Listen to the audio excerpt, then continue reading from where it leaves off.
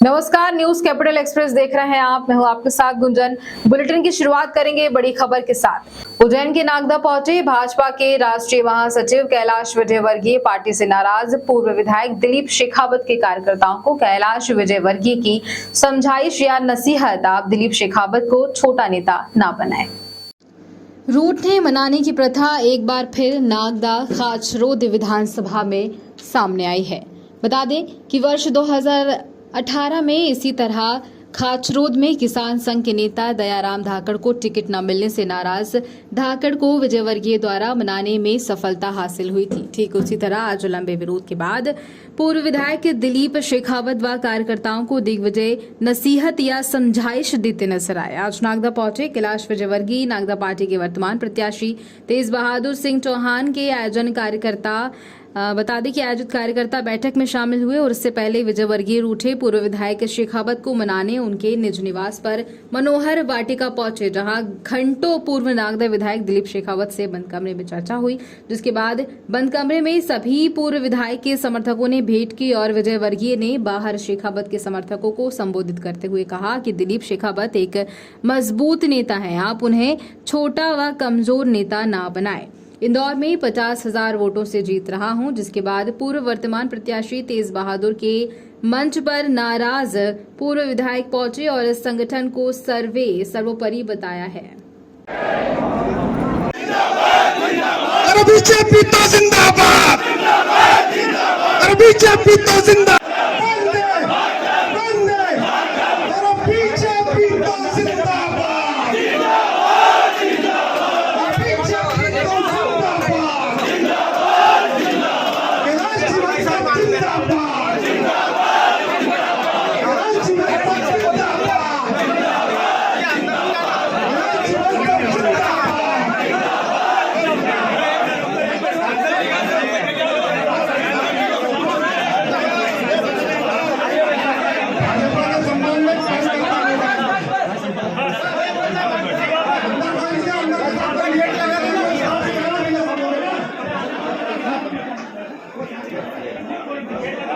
है वो बड़ा है, वो कभी छोटा नहीं हो सकता। एक बात ध्यान रखना जिंदगी के अंदर, जो बड़ा है वो बड़ा है। इसलिए हम सब कार्यकर्ताओं को अनुशासन में जो पार्टी का आदेश है उसका पालन करना चाहिए। आपकी बात हमने सुन ली, आपकी बात मैं बता भी दूंगा सबको, पर इतना जरूर कहता हूं कि दिलीप भाई के आन बान शान में कोई कमी आने नहीं दूंगा। ये मैं आपसे वादा कोई कमी नहीं आने दूंगा। और इसलिए आप सबसे निवेदन है कि हम सब पार्टी के अनुशासित कार्यकर्ता हैं। सारे निर्णय अपने पक्ष में थोड़ी होते हैं, जो हम सोचते हैं वो थोड़ी होते हैं। मैं आपको फिर रिपीट कर रहा हूँ, मेरी लड़ने की 1% भी इच्छा नहीं थी, तो मेरे को डरता थोड़ी हो गई कि मैं लड़ूंगा तो हार जाऊंगा। मैं आज भी 50,000 से जीतूंगा, नहीं जाऊंगा तो क्षेत्र में तो भी 50,000 वोट से जीतूंगा, क्योंकि मैं थोड़ी लड़ता हूँ, कार्यकर्ता लड़ते हैं, कार्यकर्ता जिताएंगे। कैलाश विजयवर्गीय क्या है? आप में और कैलाश विजयवर्गीय में क्या अंतर है? कोई नहीं। पार्टी ने कमल का फूल हाथ में दे दिया, मैं क्षेत्र में जाऊं या नहीं जाऊं, मैं जीतूंगा। कम से कम 50,000 वोट से जीतूंगा, ज्यादा से भी जीत सकता हूं।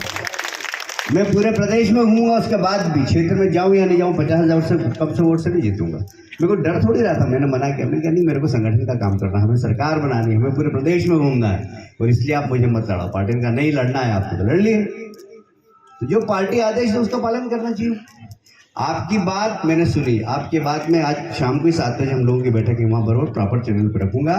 पर एक बात फिर मैं दोहरा रहा हूँ, दिलीप बड़ा नेता है, आप ऐसा कोई काम मत करिए जिससे वो छोटा नेता हो जाए। मैं गारंटी ले रहा हूँ, दिलीप भाई की आन बान शान तीनों का ध्यान मैं रखूंगा, ये आपको बताता हूँ। और अभी 7 बजे हम लोगों की बैठक भी, उसमें मैं जाके आप लोगों की बात, आप लोगों का दर्द, आप लोगों की बोलो कैलाश विजयवर्गीय जिंदाबाद, भारतीय जनता पार्टी जिंदाबाद। बहुत पवित्र उद्देश्य के लिए काम करते हैं और मुझे लगता है कि आप और हम जैसे सारे कार्यकर्ताओं ने इस भारतीय जनता पार्टी को विश्व की सबसे बड़ी पार्टी बनाया है। और इसलिए आप सब लोगों से केवल हाथ जोड़ के यही विनती करूंगा कि हम सब लोग भारतीय जनता पार्टी के लिए जिए और भारतीय जनता पार्टी के लिए मरे। भारतीय जनता पार्टी ने आदरणीय डॉक्टर तेज बहादुर सिंह जी को उम्मीदवार बनाया है। आप सब लोग कंधे से कंधा मिलाकर भारतीय जनता पार्टी प्रचंड बहुमत से जीते, ये मैं विनती आप सब लोगों से करता हूँ। आप सब लोगों का प्यार, आप सब लोगों का आशीर्वाद मुझे मिलता ही है, मुझे कहने की कोई आवश्यकता नहीं है। और इस जीवन में जो कुछ हूँ वो आप सबकी मेहरबानी से हूँ, आप सबकी कृपा से हूँ, और इसलिए आपकी कृपा, आपका आशीर्वाद बना रहे। आदरणीय कैलाश जी सबको आज खूब धन्यवाद दूंगा कि लगातार मेरी उनसे बातचीत चल रही थी और वो आज सवेरे उन्होंने कल फोन करा था कि दिल्ली में घर पे आ रहा हूँ। और आपको ये भी बताना चाहूँगा कि जब माननीय शिवराज जी प्रदेश अध्यक्ष हुआ करते थे और माननीय कैलाश जी प्रदेश के उपाध्यक्ष हुआ करता थे, उस वक्त मैं युवा मोर्चे का मंडल का अध्यक्ष हुआ करता था।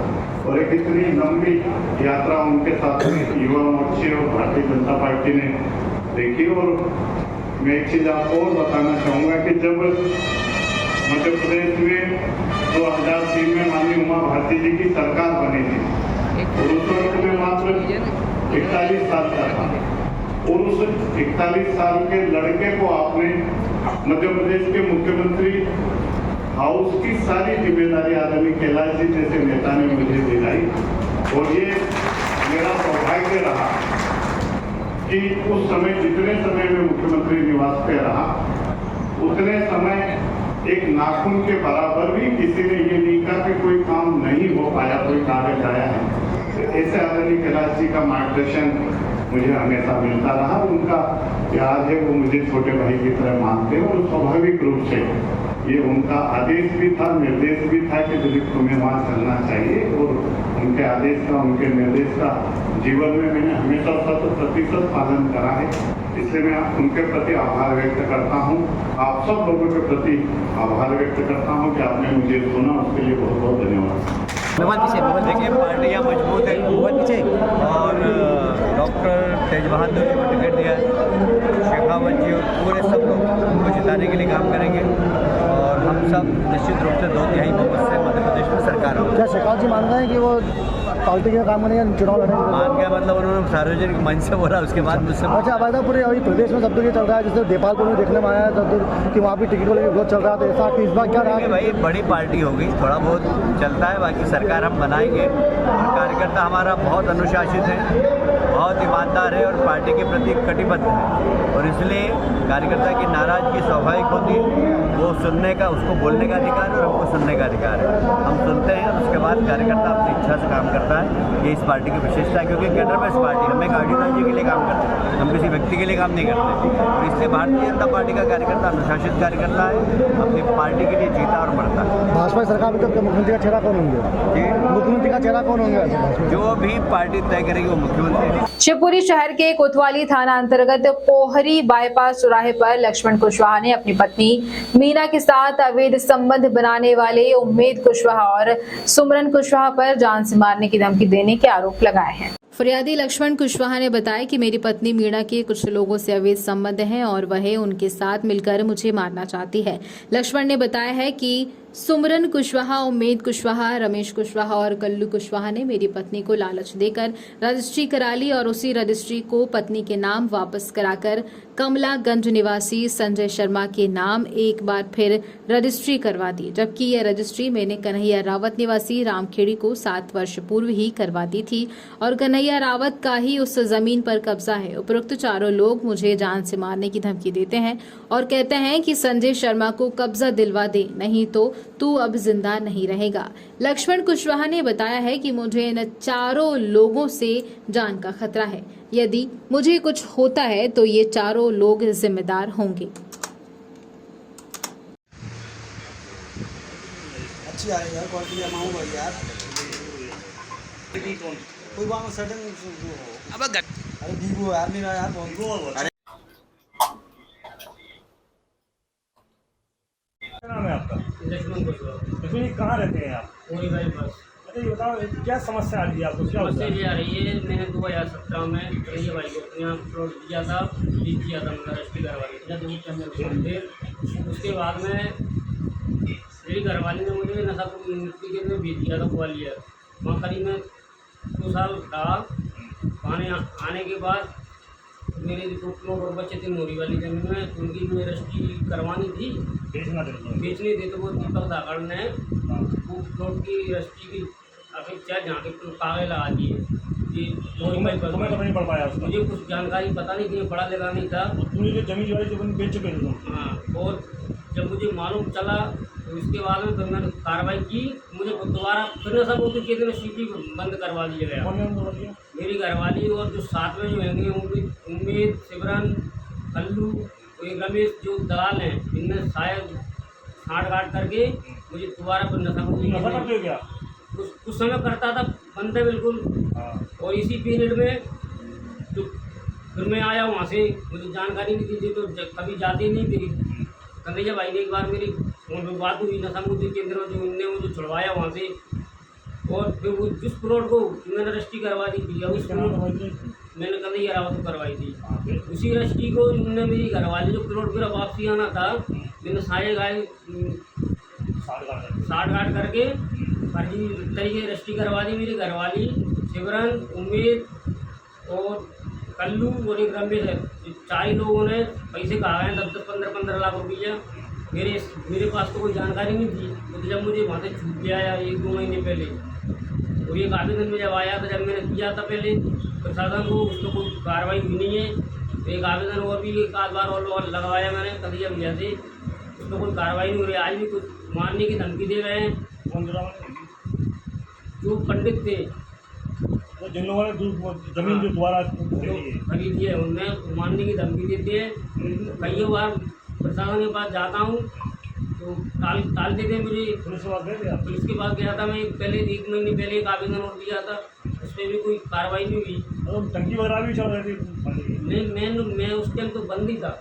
बंद थे। उस टाइम मुझे कोई पता नहीं था, तो बाद में मुझे मालूम चला। तो जमीन किसकी है? प्लॉट किसका है हमारा? प्लॉट तो कन्हैया भाई का है, मैंने उनको कन्हैया रावत का प्लॉट है। हाँ, लेकिन दूसरे लोग कब्जा किए हुए दूसरे लोग कब्जा करने की सोच रहे हैं। उन्होंने फर्जी तरीके रजिस्ट्री करवाई है 4 लोगों ने। जी दल, इनके साथ कड़ी से कड़ी कार्रवाई की जाए। जी मेरा अनुरोध है प्रशासन से, इसकी सही तरीके से जाँच की जाए।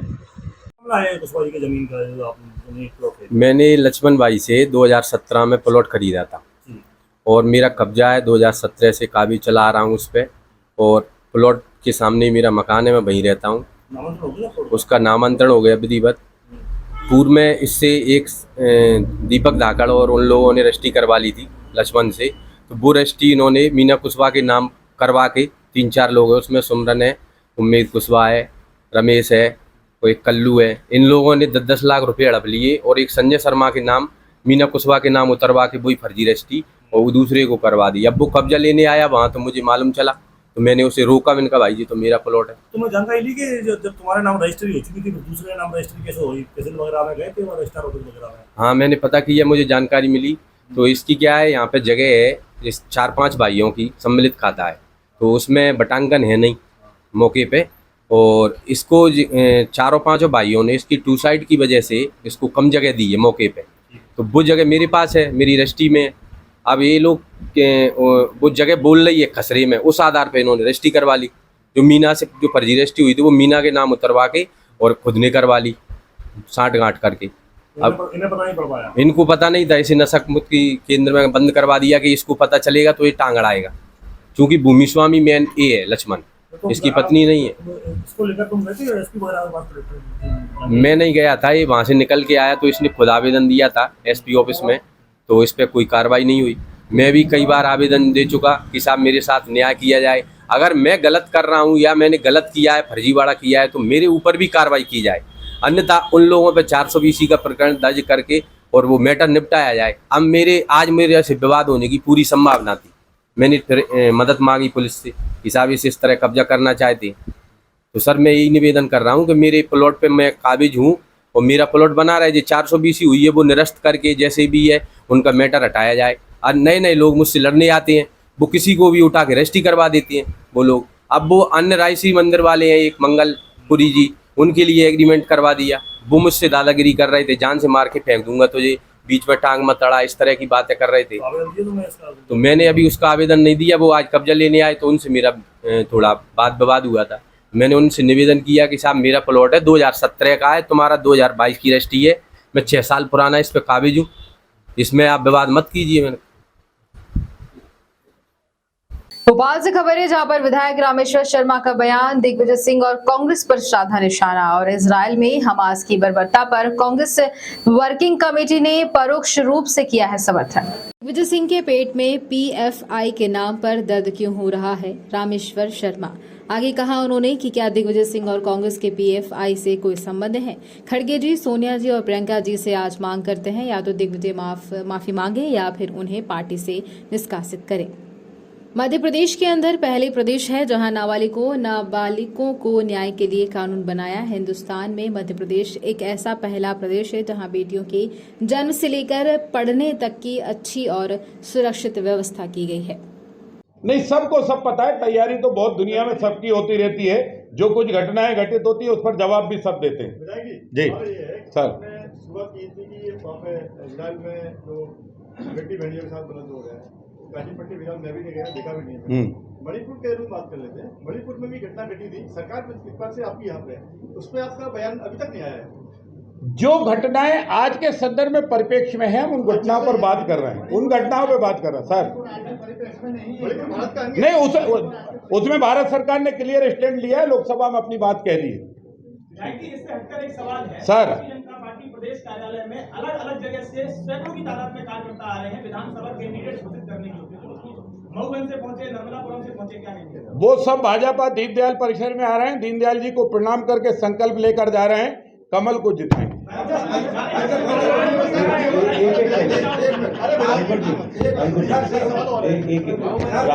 रामेश्वर जी,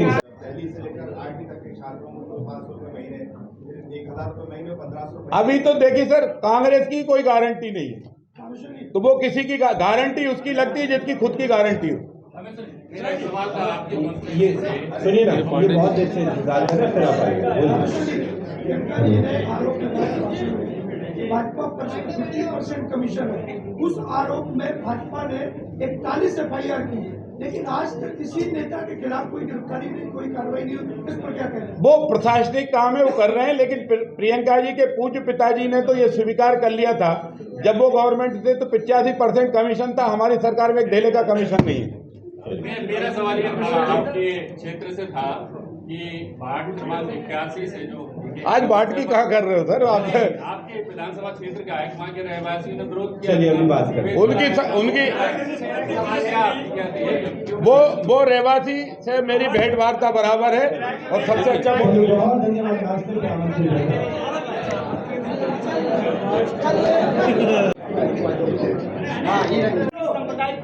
रवि जी बोलिए, आप छोड़ दीजिए रवि जी, आपका एक प्रश्न। अब मैं दिग्विजय सिंह को सुन लूं फिर बताऊंगा। चलिए मैं डायरेक्टली तो सुन लूं। रवि जी पूछिए, रवि जी एक कंप्यूटर बाबा की देवता रवि जी पूछिए, एक करके रुकिए ना, एक प्रियंका गांधी जी आज जो बात करी है उसको थोड़ा और डिटेल कर दीजिए। प्रियंका गांधी आज मध्य प्रदेश में है, उन्होंने कई गंभीर आरोप लगाए हैं महिलाओं की स्थिति को लेकर के मध्य प्रदेश। देखिए, मध्य प्रदेश के बारे में प्रियंका जी, मैं ये निवेदन करना चाहता हूं कि कुछ ना बोलें, या अगर बोलना है तो वो मध्य प्रदेश को समझे, मध्य प्रदेश को आकर देखें और मध्य प्रदेश में बेटियों के सम्मान के लिए सरकार के द्वारा किए गए काम, और मध्य प्रदेश में आज से नहीं, अगर हिंदुस्तान का पहला प्रदेश है तो मध्य प्रदेश है जिसने लाडली लक्ष्मी बेटी योजना इसलिए चलाई कि बेटी को माँ बाप पैदा भी करें, संरक्षित भी करें, पढ़ाई भी, और उसकी शादी का खर्चा सरकार लेगी, मामा लेगी। ये शब्द वहां से हुआ और दूसरे प्रदेश ने इसके बाद चालू किए। तो मध्य प्रदेश में नारी सम्मान की जो प्रथा है, बेटी की सुरक्षा की प्रथा, ये मध्य प्रदेश ने शुरू की और उसका ही एकमात्र कारण है कि आज बेटी और बेटे के जो लिंगिक अनुपात है उसमें बराबरी हुई है। सर आइए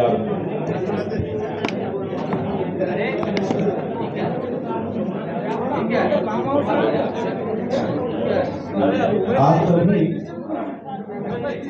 पत्रकार साथियों से संबंधित एक क्वेश्चन सर। अभी रिसेंटली प्रियंका गांधी जी ने सभा में संबोधित किया है कि मध्य प्रदेश में से सबसे ज्यादा छोटी बच्चियों को अगवा और ह्यूमन ट्रैफिकिंग के लिए किया जा रहा है।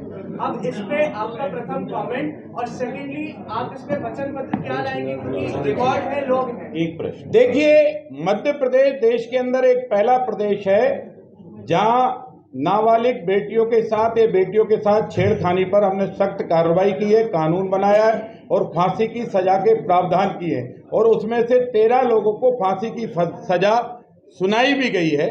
हम किसी भी कीमत पर इस तरह की प्रवृत्ति रखने वाले लोगों को बर्दाश्त नहीं करेंगे। ये बात अलग है कि प्रियंका जी आती हैं, वो मध्य प्रदेश में कह जाती हैं, राजस्थान में भूल जाती हैं, उन्हें राजस्थान के संदर्भ में राम के बारे में अभद्र भाषा कही, तुलसी जी पर पेशाब कर, इसलिए वो लोग विरोध कर रहे हैं। बीजेपी के कार्यकर्ता आरोप करा रहे हैं, बीजेपी के कार्यकर्ता आरोप करा रहे हैं। मेरा एक करके प्रश्न पूछने का आग्रह है। सभी साथियों को एक प्रश्न ही पूछा जाए, अंकुर जी का प्रश्न हो जाए, फिर कोई बात नहीं। अंकुर जी का प्रश्न, विनोद भाई प्रश्न, चलिए। विधायक हैं आप, भोपाल का मास्टर प्लान जो है वो लागू हुआ। अच्छा, हमारा जवाब दे देते, दोनों का आएगा, दोनों का विधायक जवाब दे देते। विनोद भाई, अरे विनोद जी आपकी धमकी से डर गई है। चलिए एक करके पहले इनका जवाब आ जाए। मऊगंज का जो विधायक है उसमें आरोप है कि वो सनातन विरोधी है, तुलसी जी के ऊपर पेशाब करी और उसके अलावा राम के बारे में गलत ऐसा कोई भी करेगा उसे हम बर्दाश्त नहीं करेंगे। नंबर 1, मास्टर प्लान के बारे में आज का सब्जेक्ट नहीं है। अनेक बार जब आप आए हैं तो मैंने चर्चा करके कहा है, मास्टर प्लान लाएंगे, किसान के हित में होगा, मजदूर के हित में होगा, भोपाल के हित में होगा और भोपाल के नौजवानों के हित में होगा और भोपाल की खूबसूरती के हित में होगा और राजा भोज का भोपाल बने, ऐसा मास्टर प्लान है। आप सभी को आप सभी को नमस्कार, जय श्री राम। वैसे तो हम आप किसी न किसी मौके पर मिलते ही रहते हैं, लेकिन एक खास वजह ये भी है कि कांग्रेस के वरिष्ठ नेता, राज्यसभा सदस्य और मध्य प्रदेश के पूर्व मुख्यमंत्री और राष्ट्रीय जो कांग्रेस की टीम है उसका जो बयान है वो इस बात का द्योतक है कि पूरी की पूरी कांग्रेस ये आतंकवाद की प्रवक्ता बन गई है। अगर इस कांग्रेस को हम देखें और सोचें, पीएफआई का मामला हो या इजराइल में जो घटित आतंकवादी घटना है, हमास नाम ने जहां पर जो घटनाएं घटित हुई, इन दोनों पर जब हम विचार करेंगे तो जो वहां का दृश्य है उसमें जो नंगापन हुआ है, बेटियों के साथ जो बलात्कार हुआ है, जिनको वहां मारा गया है, चौराहे पर घसीटा गया है, मरी हुई बेटियों पर उचक कर जिस तरह का वहां आतंकवाद ने जो क्रूरता का दृश्य देखा है, उसको इस्लामिक कंट्रियों तक ने निंदा की है। लेकिन दुर्भाग्य की बात है कि कांग्रेस की टीम ने, कांग्रेस की वर्किंग कमेटी ने इसकी निंदा नहीं की, बल्कि उसमें हमास जैसे आतंकवादी संगठन का एक तरह से परोक्ष रूप से उनका समर्थन किया। और दूसरी तरफ हम देखते हैं कि पीएफआई पर जो कार्रवाई हो रही है, दिग्विजय सिंह के पेट में क्यों दर्द हो रहा है? क्या दिग्विजय सिंह के कनेक्शन है पीएफआई से? क्या कांग्रेस के कनेक्शन है पीएफआई से? या आतंकवादी जो संगठन है उससे कांग्रेस के कनेक्शन है? ये तो हमने सुना था कि दिग्विजय सिंह जी आपके मुखारबिन से जब भी आतंकवादियों का नाम आता है तो आप आतंकवादियों के सम्मान में जी जरूर लगाते हैं। लेकिन हम तो सोच रहे थे कि ये 3-4 साल पुरानी घटना है, शायद आप सुधर गए होंगे, आप तो उससे भी बढ़कर निकले। क्या भारत की धरती पर आतंकवादी नंगा नाच होने दिया जाए? ये नहीं होगा। हम मध्य प्रदेश की जनता की ओर से कांग्रेस के राष्ट्रीय अध्यक्ष और कांग्रेस की नेता सोनिया गांधी जी से, और आज आइए प्रियंका जी सबसे सवाल करते हैं, या तो दिग्विजय सिंह जी को पार्टी से बाहर करो या माफी मांगो। जो आतंकवाद का, पीएफआई का उनने समर्थन किया है और जिस तरह दिल्ली की में बैठी हुई कांग्रेस ने जिस तरह इजराइल की घटना घटित करने वाले आतंकवादी संगठन हमास का संगठन का समर्थन किया है, ये दोनों ही दुर्भाग्य है। वहां भी उनने भारत सरकार की लाइन से हटकर कांग्रेस ने अपना स्टैंड रखा है। ये कहीं ना कहीं इस बात का द्योतक है कि इस्लामिक कट्टरता के हाथ की कठपुतली हो गई है पूरी कांग्रेस। ये कांग्रेस हिंदुस्तान और हिंदुस्तान से बाहर आतंकवाद का समर्थन करना चाहती है। ये शांति प्रिय भारत और शांति का टापू मध्य प्रदेश में भी ये कहीं ना कहीं जहर घोलना चाहती है, और इसलिए पीएफआई के समर्थन में दिग्विजय सिंह का दिया हुआ बयान कहीं ना कहीं आतंकवाद और मुस्लिम कट्टरता को समर्थन करता है और उनको उकसाने पर आगे बढ़ रहा है। और इसलिए हम आज पत्रकार वार्ता के माध्यम से राष्ट्रीय अध्यक्ष खड़गे साहब से, सोनिया जी से और उनको चहेते जितने भी नेता हैं उन सबसे आग्रह करते हैं कि आप बताइए कि इजराइल में घटित हुई घटना के बारे में आपकी क्या राय है, और पीएफआई के बारे में दिग्विजय सिंह जी श्रीमान जी ने जो बयान दिया है उसके बारे में क्या राय है। नहीं तो हमारी राय क्लियर है कि पूरी कांग्रेस आतंकवाद और मुस्लिम कट्टर आतंकवादी का प्रवक्ता बन गई है। ये देश के लिए और दुनिया के लिए ज्यादा खतरनाक है और दुर्भाग्य की बात है। विश्व दृष्टि दिवस के मौके पर मंत्री विश्वास कैलाश सारंग ने की दिव्यांगों से मुलाकात। नरेला विधानसभा क्षेत्र के अन्ना नगर में मंत्री सारंग ने की दिव्यांगों से मुलाकात। मंत्री सारंग से दिव्यांगों के जाने हालचाल। इस दौरान मंत्री सारंग ने कहा, वैसे तो दिव्यांग भैया बहुत के साथ अभी जिंदगी जी रहे हैं, हो सकता है उन्हें शारीरिक रूप से कोई कमी हो, लेकिन उस कमी को नकारते हुए अपनी जिंदगी बहुत अच्छे से जी रहे हैं। और इनमें से कुछ दृष्टिहीन बच्चों बहुत अच्छा क्रिकेट खेलते हैं, ब्रेन लिपि में पढ़ाई कर रहे हैं।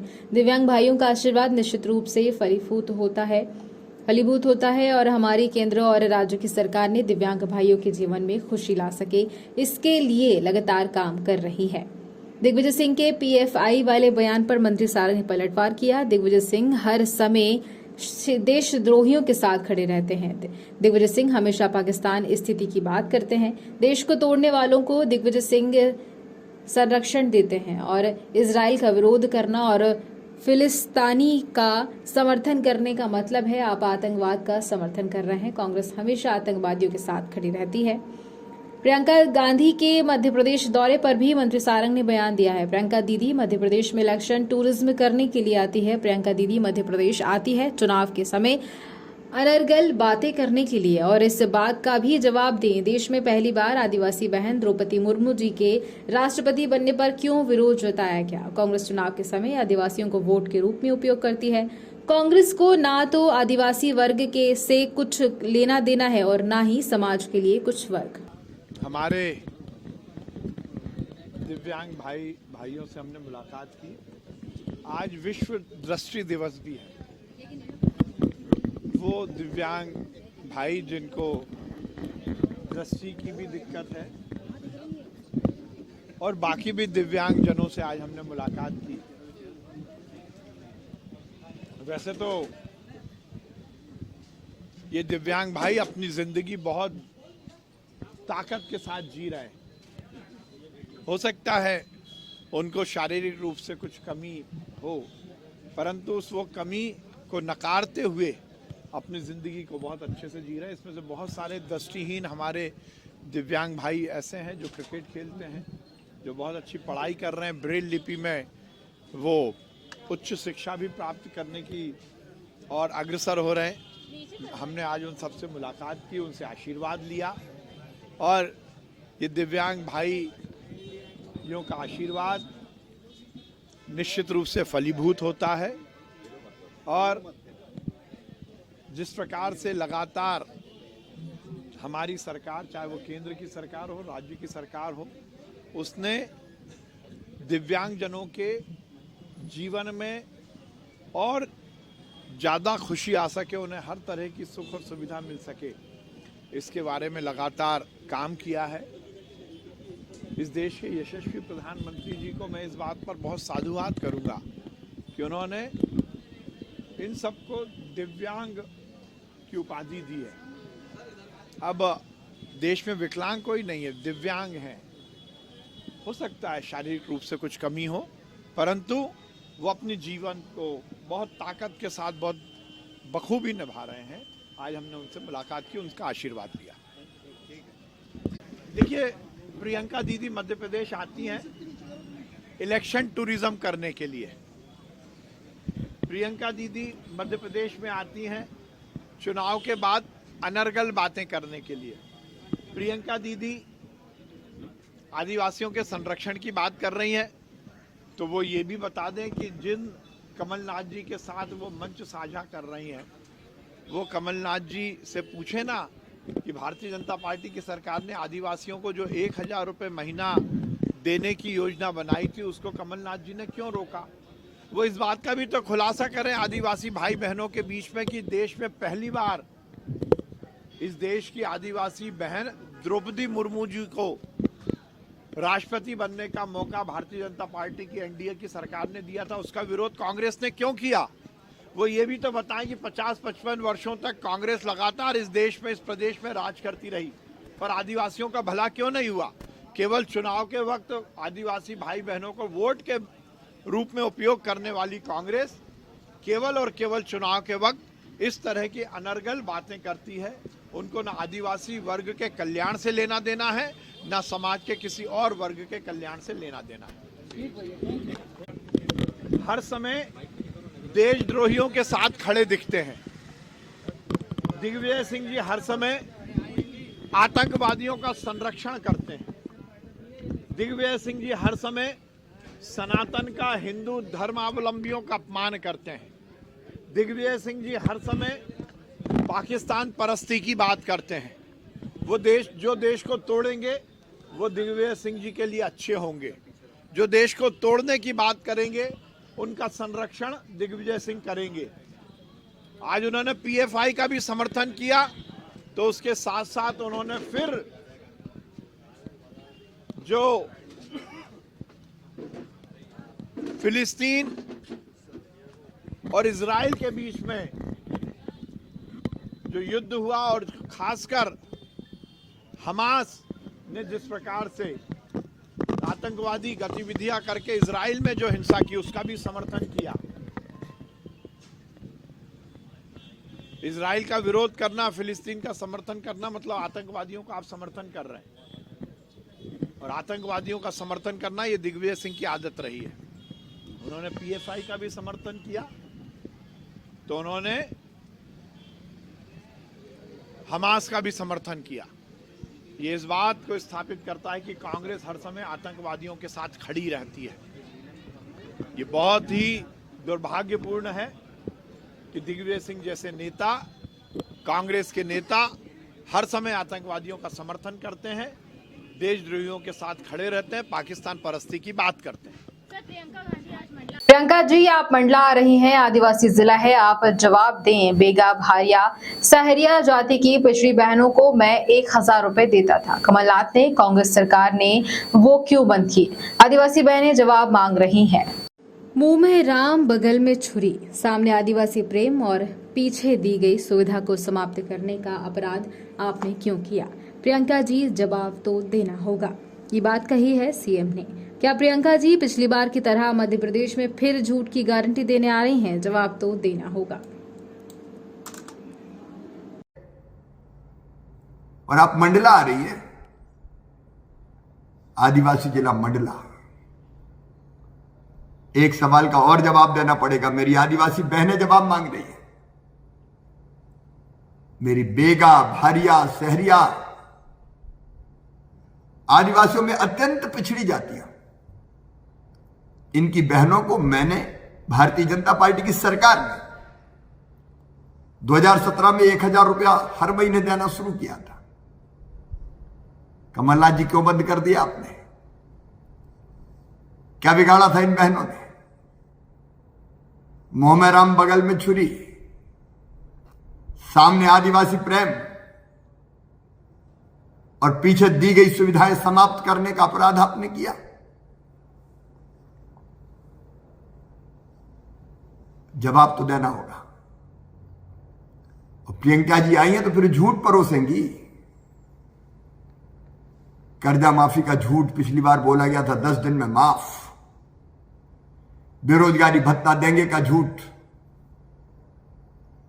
समर्थन मूल्य पर बोनस देंगे का झूठ, कितने झूठ आखिर? ये झूठ की गारंटी देने आ रही है क्या? राष्ट्रीय जन आवाज पार्टी प्रदेश अध्यक्ष दिनेश जैन ने बताया है कि परिवर्तन उसूल है, प्रकृति का परिवर्तन चाहती है जनता। परिवर्तन चाहते हैं वह लोग जो परेशान हैं। वे जानते हैं जो पैसों से चुनाव जीते हैं वह उससे 10 गुना अधिक पैसा कमाने में लग जाते हैं। इसलिए हमने ऐसे उम्मीदवार चुने हैं जो सुने जनता की आवाज को, जनता की परेशानियों को, जनता के विचारों को आगे रख कर काम करे, ना कि पैसों का खेल बनाया जाए। राजनीति में ऐसा उम्मीदवारों को हमने चुना है।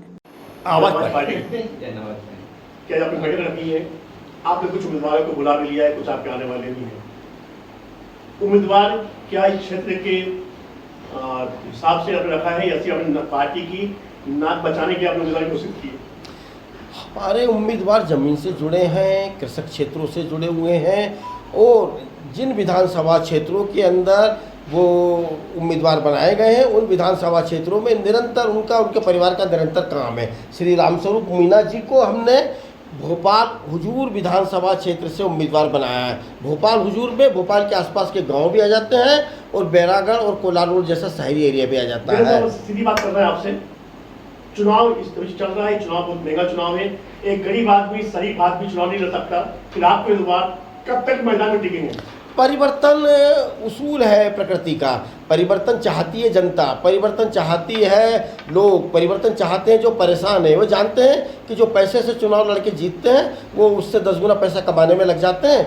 इसलिए हमने ऐसे उम्मीदवारों को चुना है जो जनता की बात को, जनता की आवाज़ को, जनता के विचारों को आगे रख कर के काम करेंगे, ना कि पैसे का खेल बनाया जाए राजनीति का, उससे अलग काम करेंगे। अभी जो परिस्थितियाँ चल रही है जहाँ प्रदेश पे बोझ भी है, कर्ज भी है, उन परिस्थितियों में सबसे बड़ा मुद्दा है कि पार्टी को सीट जीत के लाना। उस जगह पे आपकी पार्टी और आपके उम्मीदवार अपने आप को कहाँ पे पाते हैं?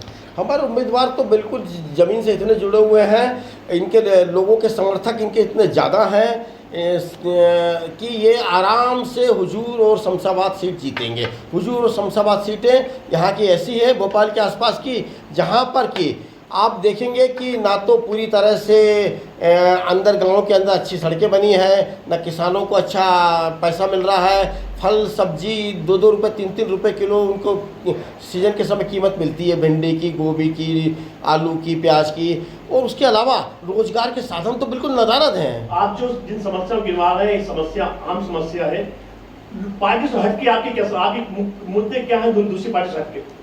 दूसरी पार्टियों से हटके हमारी सबसे बड़ी समस्या तो ये है कि जो चुनाव को इन्होंने धनबल का खेल बनाया है, हम ऐसे प्रत्याशियों को चुन रहे हैं, उस धनबल का मुकाबला जनबल से करेंगे। जहाँ चौंध के बीच में क्या लगता है आपको कि एक बल क्या मुकाबला कर सकता है? देखिए साहब, मुरझाती है धार नदी की जिस और जवानी बढ़ती है। अगर इन युवाओं की इनके पास जो टीम है, वो टीम जो है आज अभी तक जो चले आ रहे हैं मापदंड कि पैसे के दम पे इतना पैसा खर्च करेंगे तो इतने वोट मिलेंगे, उन मापदंडों को बदल देंगे, मेरा विश्वास है पूरा। अभी जहाँ पे बीजेपी और कांग्रेस अपने हर तरह से समर्पण प्रत्याशी मैदान में डाल रही है, उस जगह पे आपके प्रत्याशी एक शून्य से आगे कुछ नजर नहीं आता। वास्तविकता यह है कि गांव के अंदर अब जब जाएंगे तो कई लोग कांग्रेस और बीजेपी के प्रत्याशी को घेर करके उन्हें भगाने के मूड में हैं, जबकि ये लोग गांव के अंदर इनका प्रेम भाव इतना बना हुआ है अपने क्षेत्र के गांव में।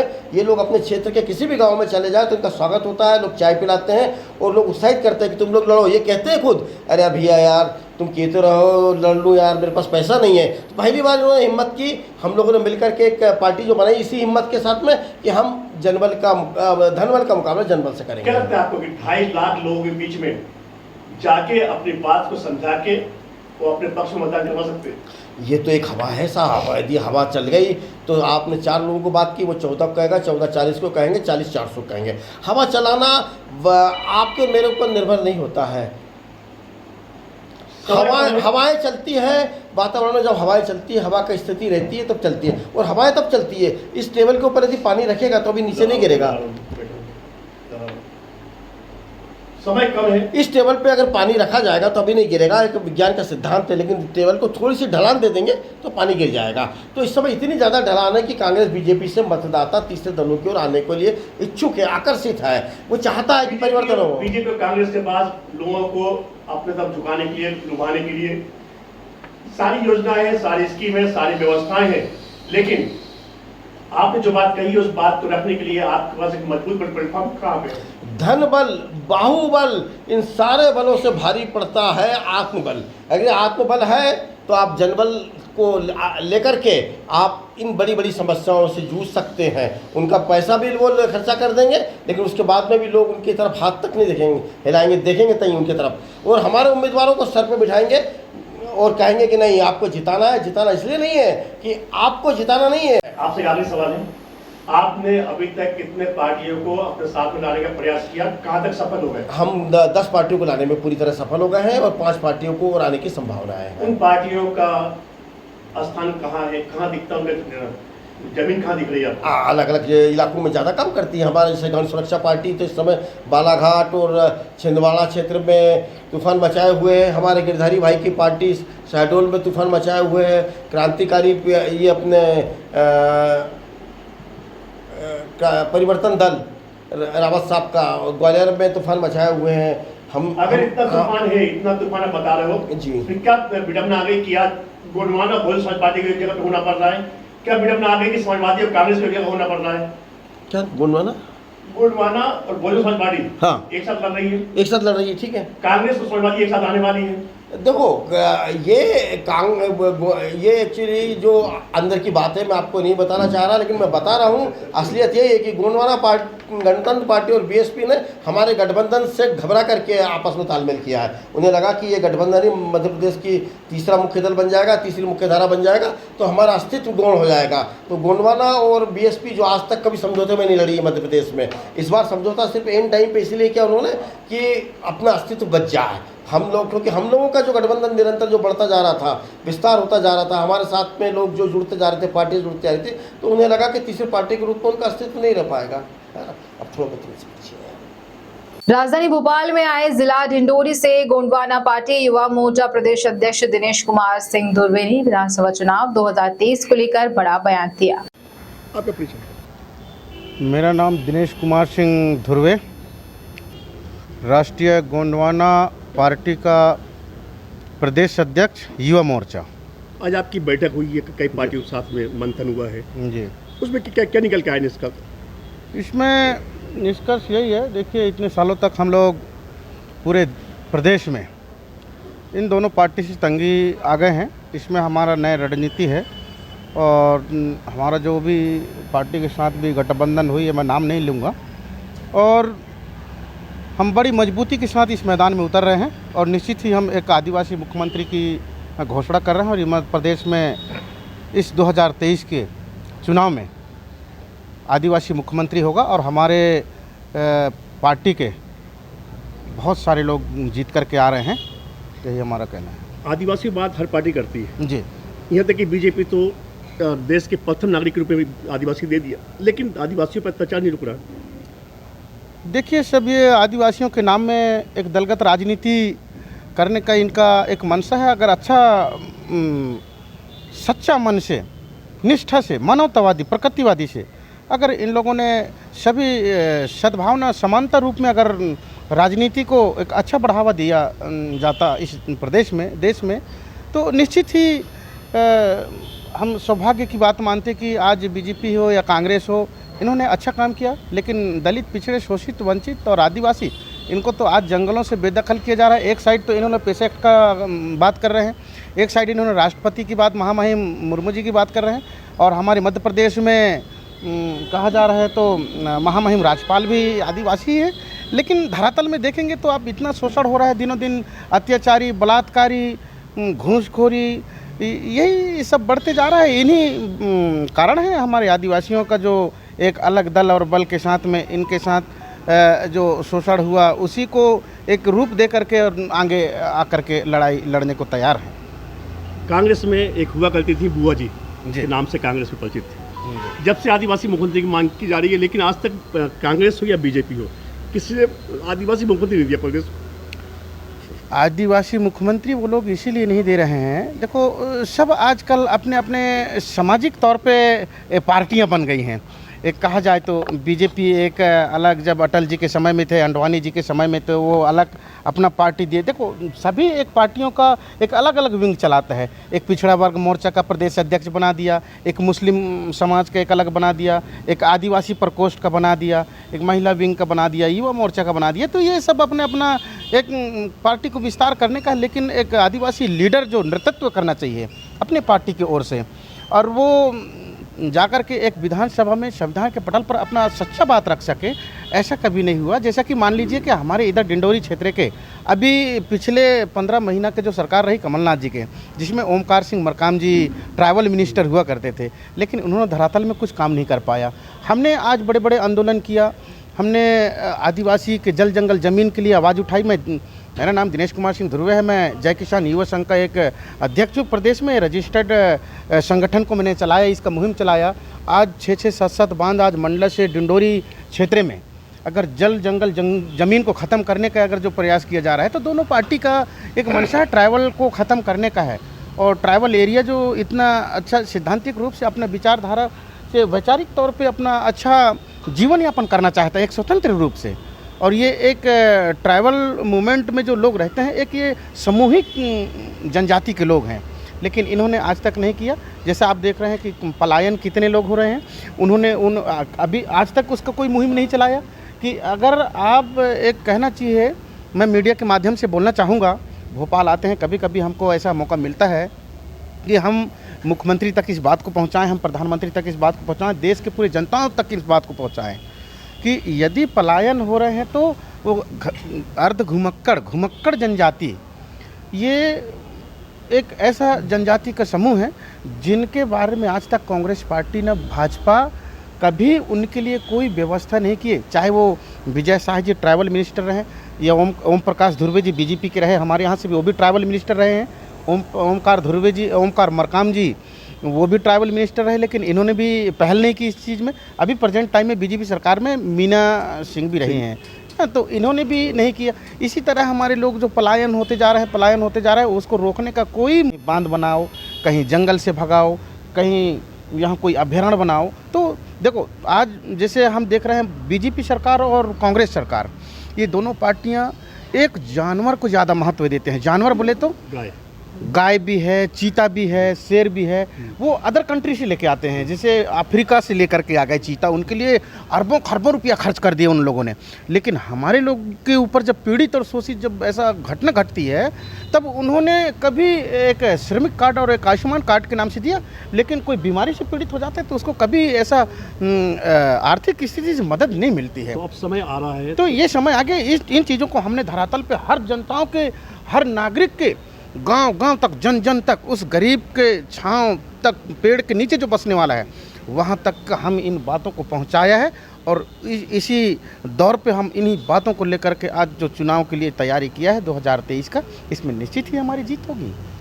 तो क्या इसके बाद 2024 को भी करेंगे तैयारी? हाँ, 24 के लिए देखिए, अभी फर्स्ट टाइम में हमारा जो एजेंडा है, अभी मध्य प्रदेश को हमको कैसा ढंग से नए तौर तरीके देना है, अत्याचार को मिटाना है और लोगों को व्यवस्थित करना है।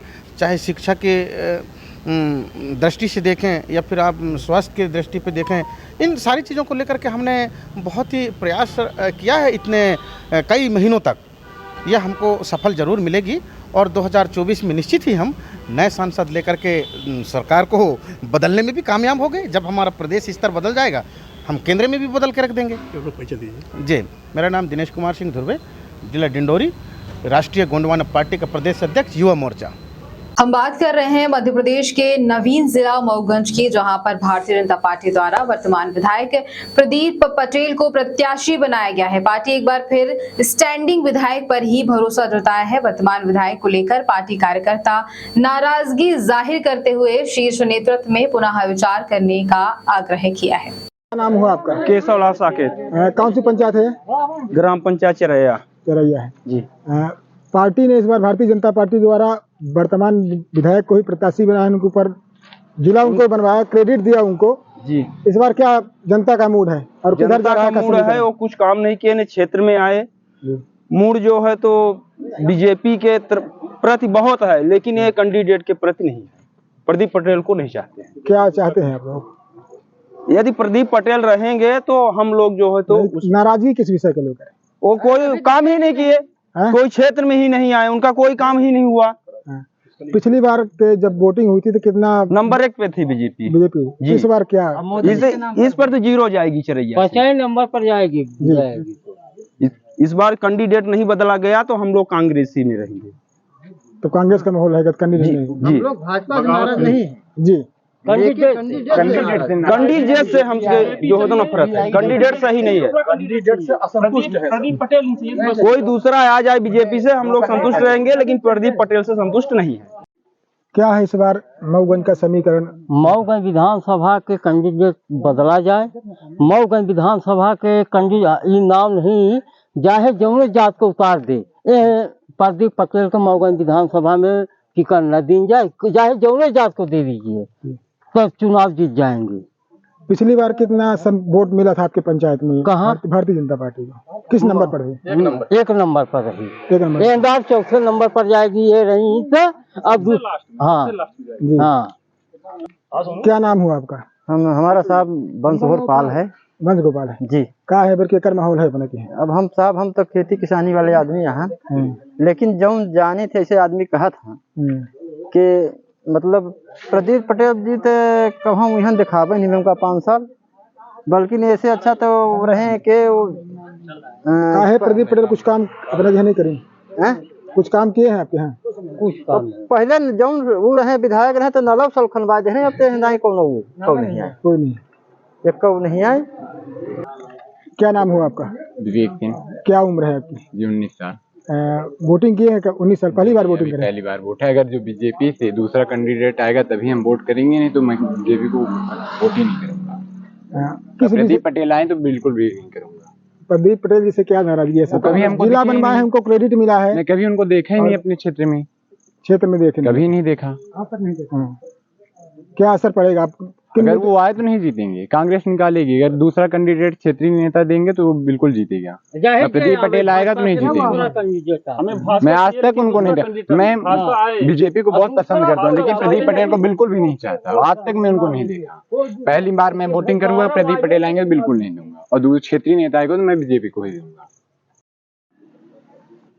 मऊगंज जिला बन चुका है जी, और भारतीय जनता पार्टी ने वर्तमान विधायक के ऊपर विश्वास जताते हुए प्रत्याशी बनाया है। जी। क्या है इस बार जनता का मूड?